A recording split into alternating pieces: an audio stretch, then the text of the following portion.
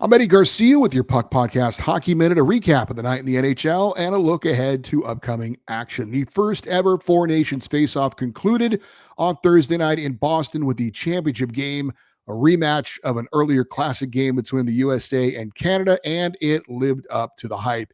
Canada grabbed the early lead on a Nathan MacKinnon goal, but the U.S. responded with a goal from Brady Tkachuk, and we were tied at 1-1.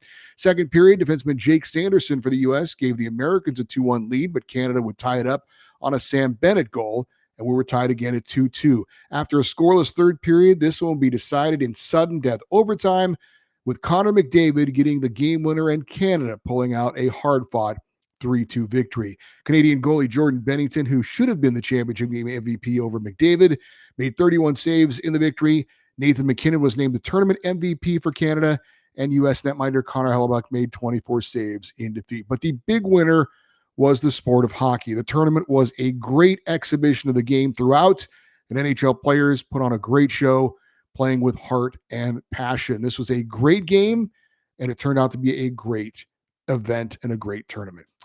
That said, there was a price to pay for that passion and heart, and several players will not be ready for the resumption of the NHL season on Saturday.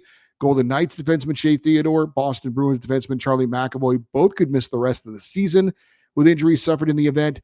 Florida Panthers forward Matthew Tkachuk didn't play for the USA in the championship game in the third period or overtime with an injury.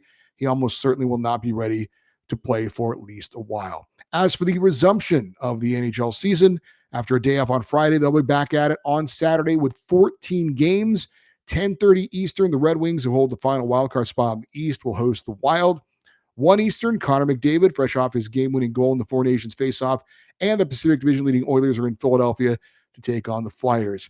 3 p.m. Eastern, the well-rested Washington Capitals, who had no players in the Four Nations face-off despite being the top team in the Metropolitan Division, they're in Pittsburgh to take on the Penguins as Alexander Ovechkin resumes his chase of Wayne Gretzky's all-time goal-scoring record. He's 16 away with 27 games left in the season. 5:30 Eastern, it's the Rangers at the Sabres. 6 Eastern, the Atlantic Division leading Panthers host the Kraken. The Stars are at the Devils, and the Predators host the Avalanche and Four Nations MVP Nathan MacKinnon.